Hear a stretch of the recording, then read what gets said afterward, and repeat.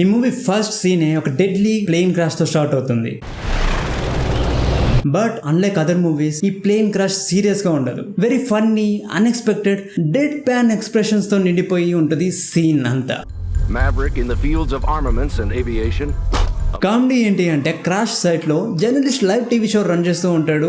And crash లో పాపం hero చచ్చిపోయాడు అని చెప్పకుండా అమ్మయ్య హీరో చచ్చిపోయి ఉంటాడు అని చెబుతూ ఉంటే ఎగ్జాక్ట్లీ క్రేజీగా ఆ టైంలో ఆ ఫ్రేమ్ లోకి నడుచుకుంటూ వస్తాడు హీరో జాజా. అండ్ ఈ యొక్క సీన్ సినిమా ఎలా ఉండబోతుంది, ఏ స్టైల్లో ఉండబోతుంది అని మనకు చెప్పేలాగా ఉంటది. హీరో క్యారెక్టర్ తన ఇంటర్నల్ ఆర్గాన్ ఏదో చేతో పట్టుకొని వస్తాడు. ఎందుకు అలా తీసుకొచ్చావు అని అంటే కనుక ఇది బయటకి వచ్చేసింది, లోపల ఎలా పెట్టుకోవాలో తెలియక ఇలా తెచ్చేసాను అని చెప్తాడు. Situation is serious, hero is serious, everyone are serious, but the way they behave is funny. So cinema అంతా ఇలాగా సీరియస్లీ ఫన్నీగా ఉంటుంది.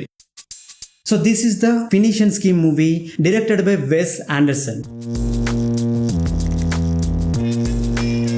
యాజ్ యూజువల్ గా వెస్ ఆండర్సన్ స్టైల్లో ఫ్రేమ్స్ అన్ని బ్రైట్ గా సిమెట్రికల్ గా ఉంటాయి. క్యారెక్టర్స్ అన్ని డీప్ లేయర్డ్ గా ఇంట్రెస్టింగ్ గా ఉంటాయి. But still there is something is missing in this movie. Del Toro act చేసిన జాజా క్యారెక్టర్ ఒక unpredictable chaotic person. But interestingly ఆ క్యారెక్టర్ ని ప్రెజెంట్ చేసిన విధానం, బిహేవియర్ చాలా settled and calm and composed manner లో ఉంటుంది. అండ్ ఈ contrast between chaos and calmness creates a sense of mystery. And ఆ మిస్టరీ ఒక ఇంట్రెస్ట్ ని క్రియేట్ చేస్తూ ఉంటుంది throughout the story. So ఈ కాంట్రాస్ట్ వల్ల జాజా క్యారెక్టర్ ఎప్పుడు నిజం చెప్తుంది, ఎప్పుడు నిజం చెప్తున్నట్టుగా నటిస్తుంది అనేది మనకు అర్థం కాదు. అండ్ తన ఈ క్వశ్చన్ మార్క్ బిహేవియర్ కథలో ఒక ఇంపార్టెంట్ రోల్ ప్లే చేస్తుంది. ఫర్ ఎగ్జాంపుల్ జాజా డాటర్ లిసెల్ తన మదర్ ని చంపింది నువ్వేనా అని అడిగినప్పుడు జాజా కాదు అని చెప్తాడు. But the way he says it, తను చెప్పిన విధానం చూస్తుంటే మనకి తనని నమ్మబుద్ధి కాదు. అండ్ వాళ్ళ mother murder mystery throughout the story reveal అవుతూ ఉంటుంది. And we get to know about Zsa-Zsa more and more. So ఈ క్వశ్చన్ మార్క్ ఇక్కడ క్రియేట్ అవడం వల్ల తర్వాత జరగబోయే కథ అంతా ఇంట్రెస్టింగ్ గా మారుతుంది. ఈ మూవీ చూస్తూ ఉన్నప్పుడు నా మైండ్ కంటిన్యూస్ గా రన్ అవుతున్న ఒకే ఒక థాట్ ఏంటి అంటే ఇలాంటి ఒక ఇంట్రెస్టింగ్ స్టోరీని, ఇంట్రెస్టింగ్ క్యారెక్టరైజేషన్ ని మన ఇండియన్ స్టైల్లో మార్చి మన చిరంజీవి గారి లాంటి యాక్టర్తో తీస్తే గనక how it will feel, just imagine.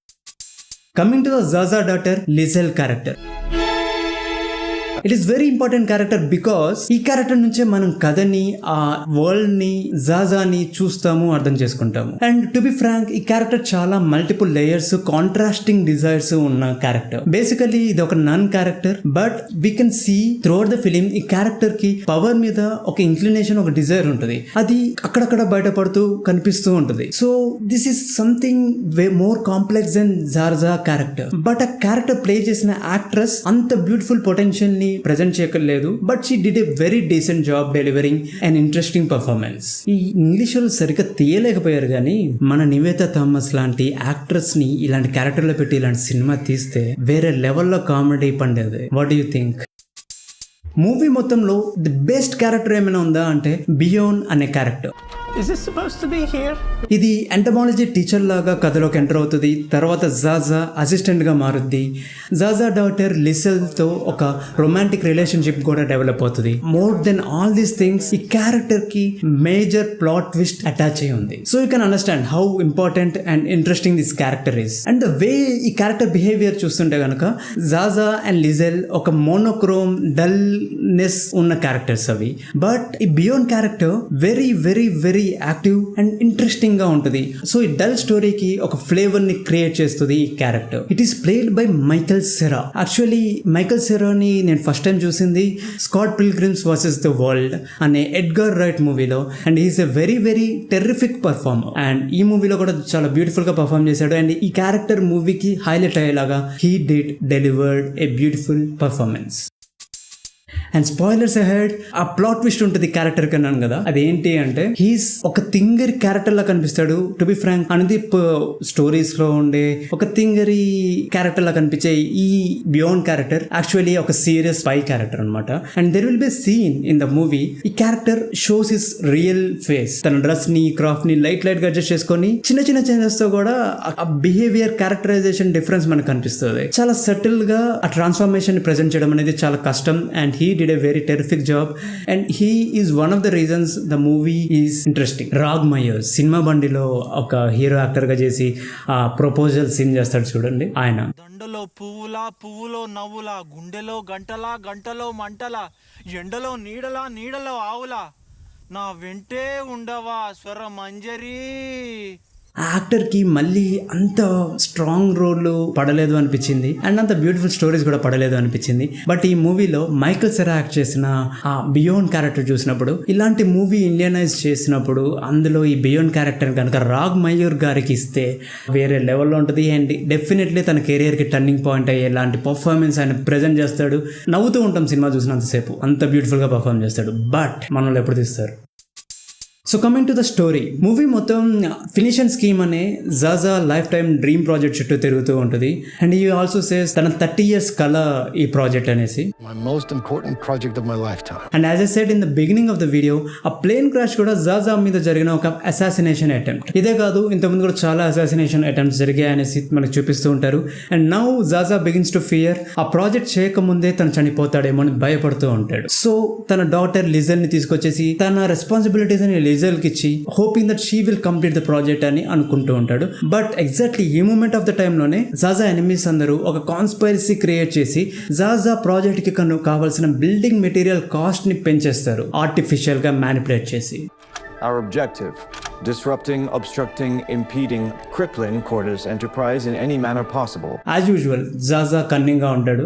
So he wants to manipulate his partners to cover that extra budget. And ఆ పార్ట్నర్స్ ని ఎలా కలిసాడు, వాళ్ళని ఎలా కన్విన్స్ చేశాడు, కన్విన్స్ అయ్యారా లేదా, తర్వాత ఏం జరిగింది, ప్రాజెక్ట్ కంప్లీట్ అయిందా లేదా అనేది most of the chunk of the film. And ఈ జర్నీలోనే ఆ మర్డర్ మిస్టరీని, ఈ డాటర్ ని, అసలు జాజాని చంపే ఎనిమి ఎవరు అనేది, ఇవన్నీ ఎలిమెంట్స్ ని మెల్లగా రివీల్ చేసుకుంటూ ముందు తీసుకెళ్తూ ఉంటారు. It's somewhat interesting and somewhat boring at the same time. That's the beauty of Wes Anderson I guess. And ultimately in the end irony ఏంటి అంటే, తనకి సంబంధం లేని బిజినెస్ పార్ట్నర్స్ అందరూ ఎంతో కొంత ఎక్స్ట్రా బడ్జెట్ ని కంపెన్సేట్ చేస్తారు, బట్ తనకి సంబంధం ఉన్న పార్ట్నర్స్ మాత్రం హెల్ప్ చేయరు. సో ఇన్ ద ఎండ్ ఒక 50% ఎక్స్ట్రా బడ్జెట్ ని కవర్ చేయడానికి జాజా తన ఆస్తులన్నీ అమ్మేసి వీధి మీదకి వచ్చేయాల్సిన పరిస్థితి వస్తుంది. He does that. And throughout the cinema జాజాకి ఆల్మోస్ట్ నియర్ డెత్ ఎక్స్పీరియన్స్ అవుతుంది కదా, ప్లేన్ క్రాష్ అయినప్పుడు జరుగుతుంది. ఆ డ్రీమ్ సీక్వెన్సెస్ లాంటి బ్లాక్ అండ్ వైట్ సీక్వెన్సెస్ అక్కడక్కడ చిన్న చిన్న బిట్స్ గా రివీల్ అవుతుంటది.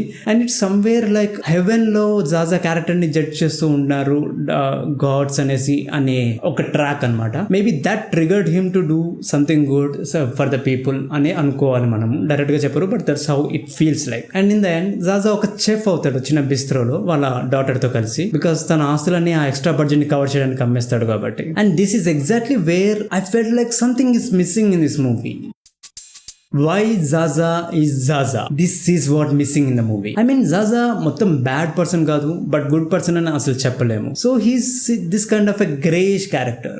మరి ఇంత కంట్రీ మొత్తానికి మంచి చేసే ఫినిషన్ స్కీమ్ లాంటి ప్రాజెక్ట్ ఒక చాలా మంచి నోబుల్ అంబిషన్. మరి ఇంత చెడ్డోడు లాంటి జాజాకి అలాంటి నోబుల్ అంబిషన్ ఎలా వచ్చింది? రావద్దని కాదు, బట్ ఆ వెరీ లేయర్డ్ క్యారెక్టరైజేషన్ ప్రెజెంట్ చేసినప్పుడు కదా ఇట్ ఫీల్స్ జస్టిఫైడ్. సమ్వేర్ ఆ జస్టిఫికేషన్ నాకు కనిపించలేదు సినిమాలో. I feel like the real story in the film is how Zaza became Zaza. A Zaza characterization is very interesting, very complicated. So a complete characterization అతనికి ఎలా వచ్చింది, what made him like that అనేది మనకి ఇంకొంచెం beautiful గా present చేస్తే, life partner wife తో ఉన్న రిలేషన్షిప్, ఈ డాటర్ ని దూరం పెట్టినప్పుడు, తర్వాత దగ్గర తీసుకున్నప్పుడు, things that he went through, the situations that he handle, కథలో బ్యాక్ స్టోరీగా చూపించినదే అసలు కథ అనిపించింది నాకు. బట్ అన్ఫార్చునేట్లీ ఆ బ్యాక్ స్టోరీ అంతా అక్కడక్కడ బిట్స్ గా మాటల్లో చెప్పేస్తారు. And is not so interesting Phoenician scheme, budget compensation, దీన్నే ఎక్కువగా ఫోకస్ చేస్తారు. Somewhere I felt like this is not the story,